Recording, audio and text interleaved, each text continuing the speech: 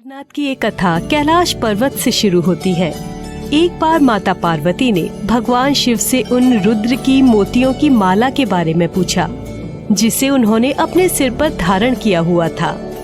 इस पर भगवान शिव ने माता पार्वती को समझाते हुए ये बताया कि सबसे पहले उन्होंने इन मोतियों को उनके जन्म के प्रतीक के रूप में पहनना शुरू किया था। जब जब वो पैदा होती हैं तो एक मन का उस माला में जोड़ा जाता है। ये सुन माता पार्वती भगवान शिव से पूछती हैं, मैं हर बार क्यों मरती हूँ और फिर पुनर्जन्म लेती हूँ, जबकि आप तो अमर हैं। इस पर भगवान शिव उन्हें अपने अमर होने की सच्चाई के बारे में बताते हैं, जिसे अमर कथा कहा जाता है।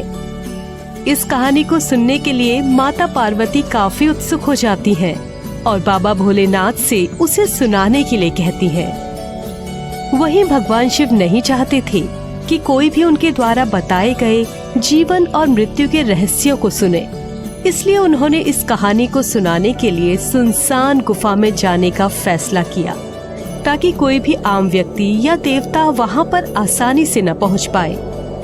यही नहीं, भगवान शिव उस रहस्य को केवल अपने और माता पार्वती के बीच ही रहने देना चाहते थे, इसलिए वे अपने सभी साथियों और सामान को रास्ते में ही छोड़ते चले गए।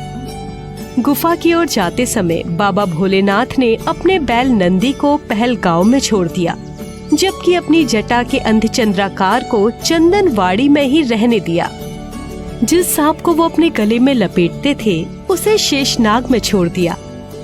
यहाँ तक कि जीवन के 5 मूल तत्व जिसे वो धारण करते थे उसे पंचतरणी में छोड़ दिया। यही नहीं, अपने पुत्र गणेश को भी भगवान शिव ने महागौड़ पर्वत पर छोड़ने का फैसला लिया।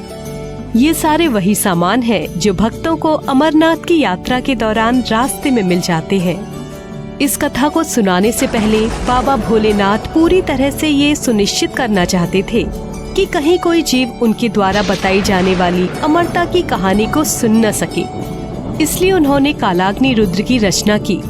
इसके बाद उन्होंने कालाग्नि को ये आदेश दिया कि गुफा में आग लगा दे, ताकि किसी भी जीवित प्राणी के निशान वहां न रह पाए। जब भगवान शिव पूरी तरह से संतुष्ट हो गए कि अब गुफा में कोई नहीं है, तब वो वहां हिरण की खाल बिछे चबूतरे पर बैठ गए।